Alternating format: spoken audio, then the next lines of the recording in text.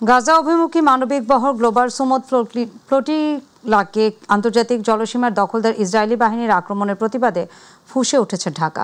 বাস জুমা জাতীয় মসজিদ বায়তুল মোকাররমের সামনে থেকে লাখো মুসল্লি বিভিন্ন স্লোগানে দখলদার ইসরায়েলের অপকর্মের বিরুদ্ধে স্লোগান দেয়। তারা ইসরায়েলি দস্যুতা এবং অপকর্মের বিরুদ্ধে বিশ্ব মানবতাকে এক হওয়ার আহ্বান জানান।